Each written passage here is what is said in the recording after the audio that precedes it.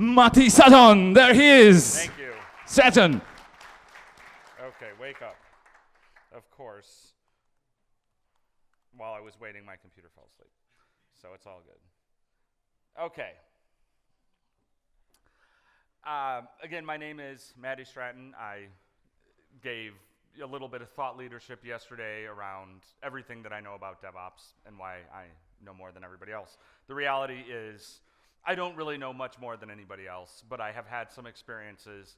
I've especially had experiences with technology operations, and what we're going to talk about today is the topic of how to infect your organization with humane ops.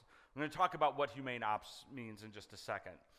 Now, I used to do that thing at the beginning of my talks when I would kind of put up what I like to call the resume slide, which is, here's where I work, and here's the thing I do, and blah, blah, blah. Well, the first good thing is that our lovely MC already told you a lot of that stuff.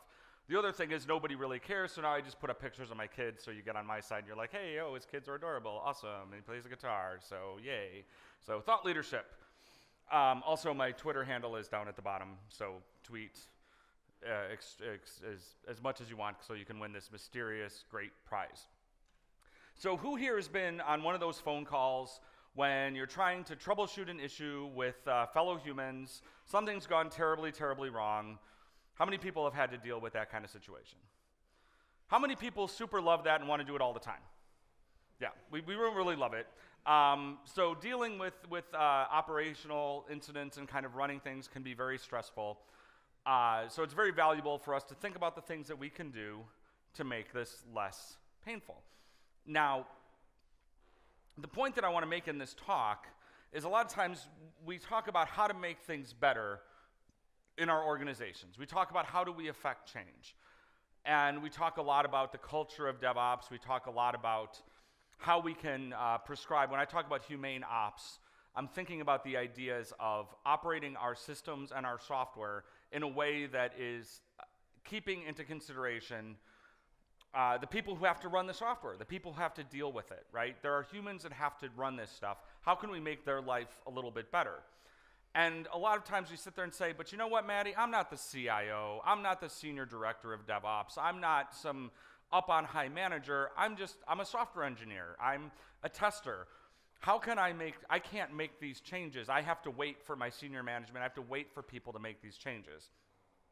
So the challenge that I'm going to posit here is that you don't have to be the big on-high, big boss to make changes. There are things that we can all do within our normal job to make the practice of operating the software that our business runs on more humane.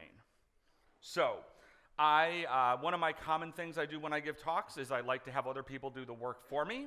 So I went out onto Twitter and I said, can you describe your on-call experience to me in 3 words?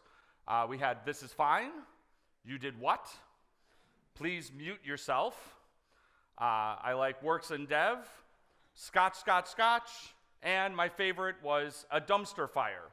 What does this tell me? This tells me that being on call sucks. Right? People don't like it. Now, one of the things that we've learned, so I work at PagerDuty. This is about as much about talking about PagerDuty as I'm going to do.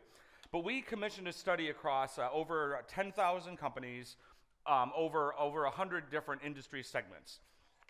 And these are the things we kind of looked at. During this survey and during this study, it was a matter of there's 760 million notifications in the study.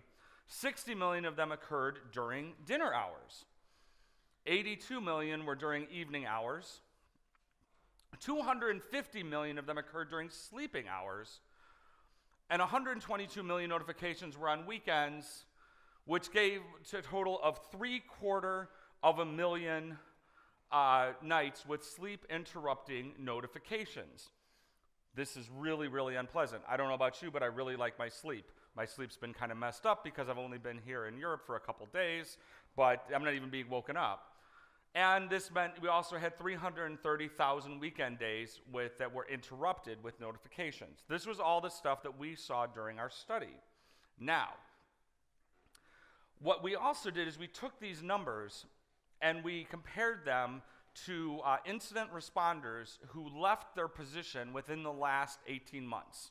We said, okay, so you're people who are on call for IT. Am I still live? Okay, something just made a little weird thing over here. So, okay, you're people who are on call for IT systems, and you left your role for another company in the last 18 months. Now, a lot of times when we think about what would be those meaningful metrics, why do people leave their jobs? Oh, okay, they're going to go make more money. They hate their manager. How many people have heard the phrase, people don't quit their job, they quit their manager? That's true. Not the most meaningful metric that we discovered when it came to people who were instant responders. Instant responders, the most meaningful metrics were the number of days when their work and life were interrupted, the number of days when they were woken overnight, and the number of weekend days they were interrupted. And I thought there was one more. So they were the three most, that's why I said the three most meaningful metrics. So that meant that it didn't matter how much more they were going to get paid or less. People make their decision on leaving their positions, and it's not that there's a magic number, right? It's not like make sure you don't get interrupted a certain amount of time. But the thing that determined it was being interrupted. So this gentleman here is Richard Dawkins. So he coined the term meme, which we often think about as a meme like that, which is a funny picture with something funny written in the Impact font.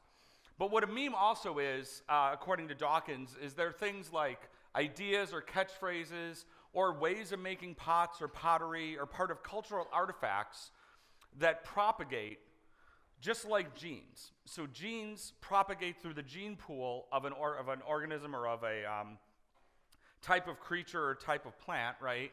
By leaping from body to body. Memes propagate themselves in what Dawkins calls the meme pool by leaping from brain to brain via imitation. So when we think about this idea, we might talk about this as going viral, right? We think, oh, these ideas go within our organizations, whether they're official work organizations, our communities. These ideas are propagated the way that genes and also other kinds of memes are propagated. Stay with me here. So, remember, memes are another way of evolving across generations. Now, I'm going to talk a little bit about a book called Snow Crash, which is a very well-known, popular book in the cyberpunk genre. I'm a big fan of it. I'm a big fan of Neal Stephenson, who's the writer of it. So we think memes can evolve across generations. This happens in the world of Snow Crash, but it can also happen in your organization. So how does this apply in the book Snow Crash? So in Snow Crash, there is the titular Snow Crash is a neuro-linguistic virus. The bad guys figure out how to unlock this virus, and it spreads from hacker to hacker like a meme. That's not really a big spoiler. That's something that happens kind of early in the book. Not going to tell you how it all ends, because if you haven't read it, go read it. If you haven't read it, I don't know how you're computering, but that's another story. And then there's also lots of swordplay in it, which is pretty rad and cool and cyberpunky. The important thing here is, according to Neal Stephenson, the author, ideology is a virus. It propagates from generation to generation, from person to person, just like viruses do. So the way that we think about doing things. So let's think about this. There's different kinds of roles that we might have in our organization, as we talked about. So first we're going to talk about if you are the supreme leader, you're the big boss, you're the CIO, the senior director, the very up on high muckety-muck, whatnot. So what are things that you can do to make ops more humane? By the way, anybody in this room self-identify as this type of role in your organization? Okay, not usually, but that's okay. So these are things that our big bosses should be doing, so we can all, snark at them, right? But these are things that I would recommend when I'm talking to C-level executives, what they can do to make ops more humane. First and foremost, the idea of command and control doesn't work. This may be a phrase that's not, I don't know if it's as familiar in this terminology outside of the States. How many people have heard of command and control before? How many people might take a guess about what it means just by the words, right? Okay. So this is that top-down, kind of was talked about a little bit earlier when we think about Taylorism, is got a very command and control feeling towards it. It's often perceived as a militaristic way, that the military works this way. The funny thing is modern militaries do not actually operate under command and control. So the idea of command and control is that if I'm up at the top, I can dictate how all the work should be done. The way that modern military works is through something that's called maneuver warfare. And when I say modern, I mean like in the last 200 years, right? So not all that modern. And the same thing is true here. So, but for some reason, and that reason actually, as was espoused earlier in the talk, the reason is Taylor, is we think that we can dictate efficiency and best operations from up on high. So supreme leaders need to learn that command and control does not work. Use measurement for good, not for evil. So what this means is we like to measure things. Heck, that's the M in CAMS or in CALMS that Ken talked about yesterday. But measurement is something for us to understand our organization. It should not be used as a way to understand how good of a job someone is doing, or even more importantly, how much more money they should be getting, or should they keep their job. Because here's the thing about humans. There's a lot of things about humans. One, they all usually add up to how terrible we are. But one of the things about humans is whatever metric you give me to measure me by, I will game the hell out of it. I will figure out a way to make that number work, because if that's the number that is going to affect how much more money I get or how much promotion I get. Some good examples. One is so a gentleman named Scott Adams, who's the guy who draws the Dilbert comics. He told a story of an organization he was working with where they decided they wanted to improve the quality of their software. So they introduced a bug bounty to their QA testers. They said, hey, QA, every bug you find, you get paid $5. You get paid €2, whatever, something like that. Some small but decent amount of money. Hey, software engineers, every bug you fix, you get paid €2. Guess what happened? Software engineers start introducing a whole bunch of defects and go tell their friends in QA where they can go find them, and they know how to fix them. So very quickly after paying out thousands of dollars in money for this in a couple weeks, they shut that down. Another one that I've heard Jez Humble tell is he was helping with an organization, and they said, every sprint, we are going to add one more test. And what happened was they ended up with a lot of tests that were assert equals true. They sure added tests, and they were measured that way. Now, the measurements that I talk about, usually what we see with this is they will be measurements about how many severity 1 outages or severity 1 alerts did we have in this last month or last week. And what you run into when you measure that way is that your responders spend way more time arguing about whether or not it was a Sev 1 than actually fixing the problem. So the metrics that you use to measure your employees and your contributors and your practitioners by are going to affect your culture. And then you also want to avoid something called the executive swoop. So again, how many people have been on incident bridges or calls when you're trying to solve a problem? People have been on those. How many people have had this one happen to them? The big boss gets on and says, have you tried this? How aren't you doing this? Why isn't it fixed yet? I'm taking, and so what the biggest thing to do from an executive perspective is remember you have smart people solving these problems. Let them solve the problems. I'm going to give you a little pro tip if you're ever running an incident call, if you're an incident commander on an outage call, and an executive pulls this one, you simply say, so let's say Sirhat is my CEO, and he jumps on the call and he says, Maddie, why isn't this fixed right now? I expect this to be solved in 10 minutes. And I would say, Sirhat, are you taking command of the call? And he's 1% of the time he will say yes, and then I go, great, awesome, now you're in charge. 99% of the time, he gets really quiet and leaves us alone. Now, let's think about this one. This is what we call middle management. So this is, team leads, managers of operations teams or software teams. So, people who are not up at the big C-level, SNOPE level kind of thing. So these are tips for people who are leading a team.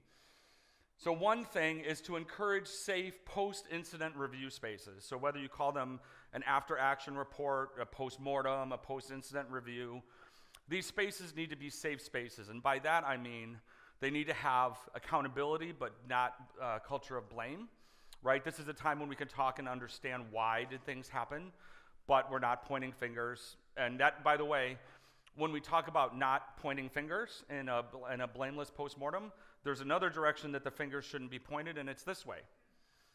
I have a big problem with this. I will go sit in post-mortems, and I will never point the fingers at you, but I will always come and point them back at me. And that's also a way of blaming, so keep that in mind. Drive for a culture of learning, right?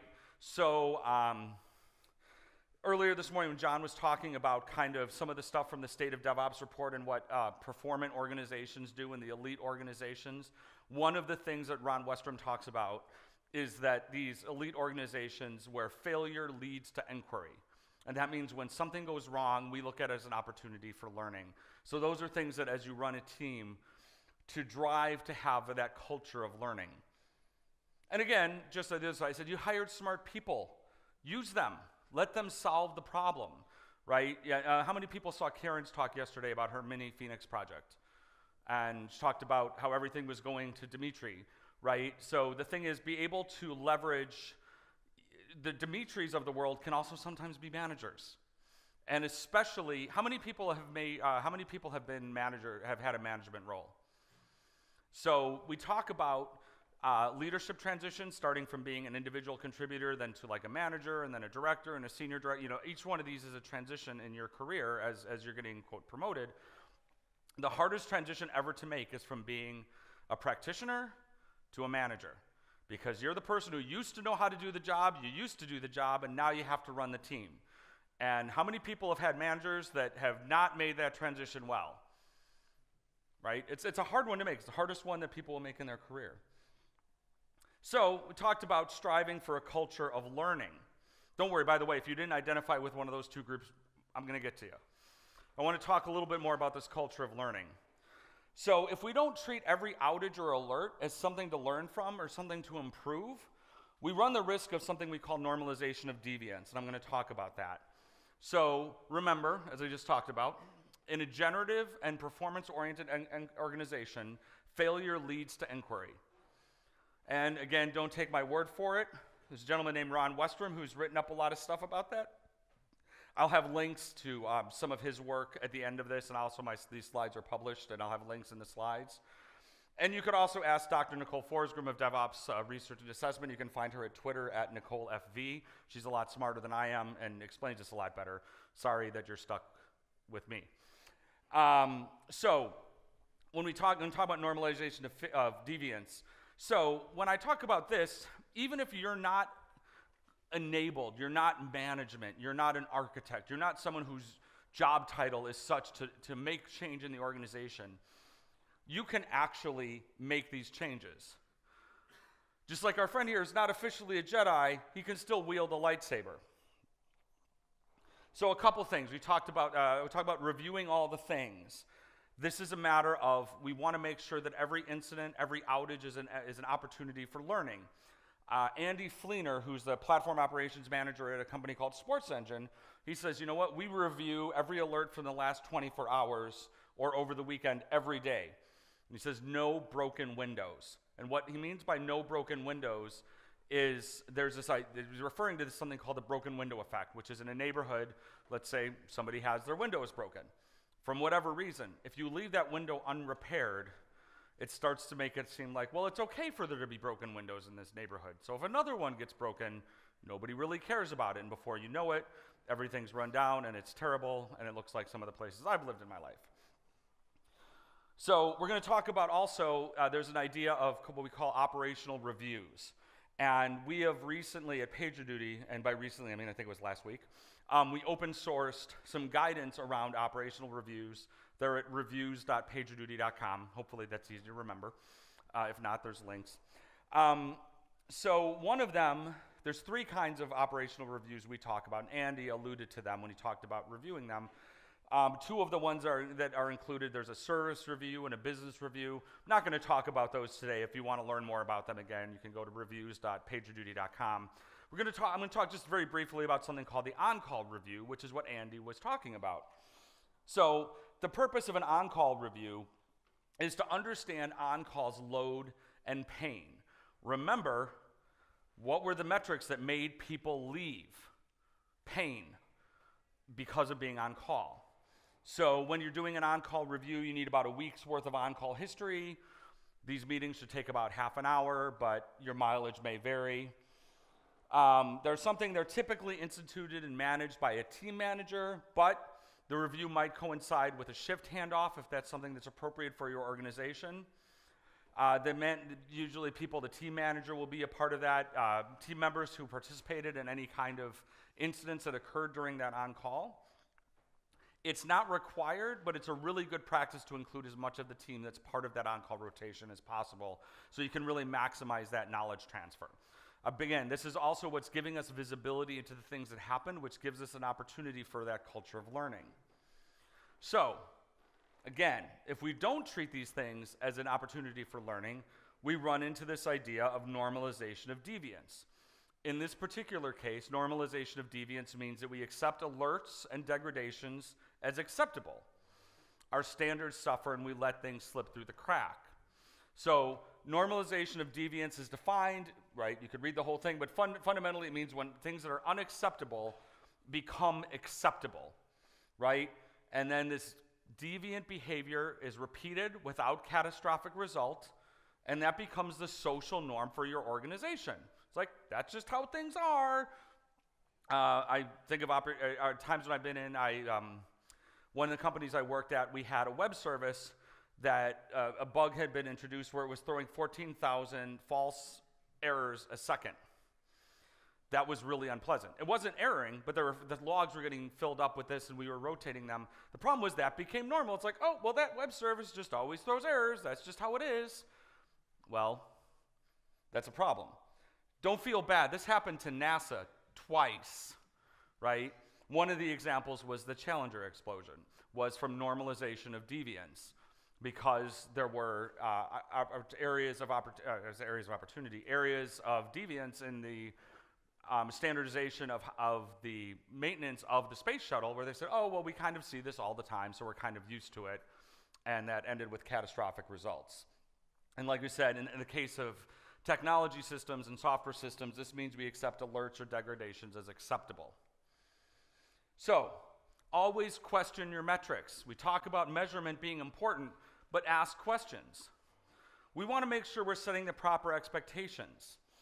We don't want to just expect 5 nines of reliability because, well, 5 is better than 4. Why do you need 5? Have you tied your metrics to a business outcome? Charity Majors from Honeycomb has a great statement which says, you know, again, and I don't remember if Ken mentioned this. I've been to a lot of events in the last couple days. But said your users don't care about 5 nines, right? It doesn't matter what your uptime is, depending upon what your users are doing. And likewise, your speed metric for your page load times should not be faster than last month. And if that sounds like that came from a real world example in my life, it's because it did. And beware of inaccurate extrapolation, right? You might say, oh, well, when the page is slower, our page load is slower, conversion goes down, so therefore, if we make it faster, conversion must go up. You need to be able to test these things. So, always ask, the numbers that we're measuring by, why are we using them? What is the data that drives your incident process? How do you know when you say we're having an incident, we're having an outage? What data drives that? It's not something like, well, Nagios tells us that CPU is 90% utilized. That's not something to drive an incident. That's not a business outcome. But orders are down 20% than what they usually are this time of day. That's data. Are your metrics tied to business outcomes? Again, we don't care about system stability. Well, we care about system stability. We should. We don't care about system metrics. We care about business outcomes. What are those business outcomes? And don't worry if you don't know what they are. Go find out. I'll wait. And correlation is not always causation, which is a way of saying just because 2 things look like they're connected does not mean that one creates the other. This is some tough love, so buckle up. Don't over-design your systems. How many people, familiar with the idea of test-driven development? We've heard of that, behavior-driven development. How many people ever heard of something called resume-driven development or CV-driven development, right? That's when you are building something because it will make you look more attractive for your next job.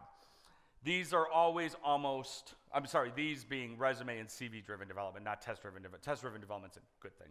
CV-driven development is always a recipe for on-call disasters.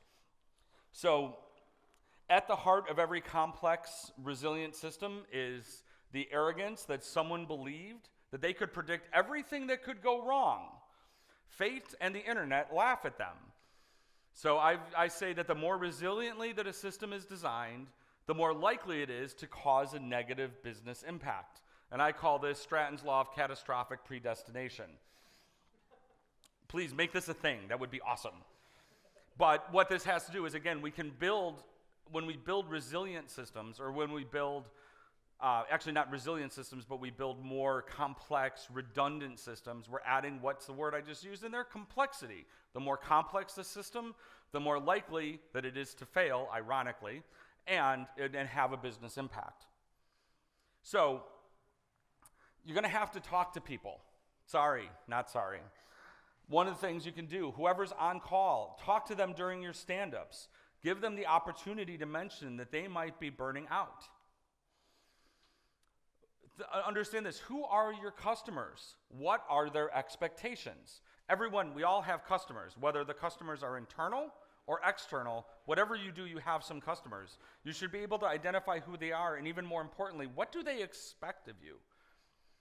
Whose customer are you? You're somebody's customer, probably several different teams and groups. How can you help out those teams and individuals who provide service to you? And what are the perceptions of your team? Every team has some preconceived notion about them in the way that they behave. It's very often we'll sit there and say, well, you know how the security team is, they're like this. Well, you know how that data team is. What is the perception of your team, and how can you understand that? And again, all these people we're talking about, what are we? We're humans, with all of the messiness of being a human. And what does that mean to us? Consider contextual on-call. Every time someone gets paged or alerted about an incident or about an outage or about just any kind of notification, it's impactful. But they're not always as important as they might be. Let's say not every single system that you run is just as important at 3 in the morning as it is at 3 in the afternoon.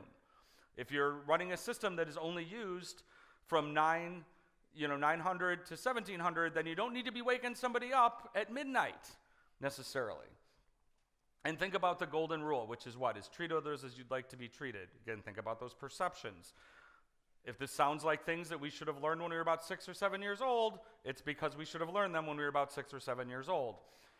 And bake cookies. Cookies will get you so far in life with your team members that you work with. I had at one of my positions, I was director of tech ops, and the director of data ops said, Matt, why do you always have the newest phone and the newest laptop, and I always have to go to the desktop support people, and they never fix my stuff? And I said, to hell, it's because I bring them Christmas cookies, and I make homemade jam in the summer, and it's not a bribe, I'm just being nice to them. And I'll give you another little quick story. So Slack's headquarters is just down the street from PagerDuty's headquarters, and people are aware, Slack has outages, it happens, and when they do, we send them cupcakes. Because they've sent cupcakes to us. And it's just those little things. And it doesn't necessarily have to be, you can do the same thing for teams within your organization. So that's where we talk about cookie ops. So DevOps makes a lot more sense with cookies. And a couple things to think about. I'm going to go a little quickly through this, and we can turn this into a little bit of continuation from an open space. But one of the things is the learning about how to become an incident commander. If you don't have incident commanders in your organization, maybe you should have them, because participating in on-call is a way to help make on-call better, and for a lot of reasons. Couple things that matter about doing incident command, and we talk about this a lot more later. You want to do things like have clearly defined roles, understand the person who's the incident commander is not the person who's trying to solve the problem. You need to understand who's in charge of communication, who's scribing, and then who are the people that are really doing stuff. Right? Avoid the bystander effect. Always avoid using the phrase, can someone? If you have a group of people and say, can someone go check on this for me? Guess who's going to do it? Nobody, because everybody assumes someone else is going to do that. and rally fast, disband faster. And what this means is get all the people involved as quickly as you need to, but get them gone even faster. Only keep people around when you need them. And I talked about this a little bit when we said, don't spend your time on the call arguing about whether or not it's a Sev 1 or a Sev 2. The idea is get service restored as quickly as possible, figure this stuff out later, and have a clear mechanism for making decisions. So sharing is caring. We love to share. I believe strongly the tests are for software engineers and for site reliability engineers equally. I'm going to go really, really quick. I'll get right through this last slide. So I believe this is true, and that all functional tests that are used in pre-production should have a corresponding monitor in production and both directions. All monitoring functionality should have a corresponding pre-production test. If you care enough to monitor, you should care enough to test it, and the opposite is also true. Monitoring is testing with a time dimension. So, and bear this in mind, in every sprint, do one nice thing for your responders. I don't care if you have it on a card or not. Be a rebel. Do something nice for your responders in every sprint.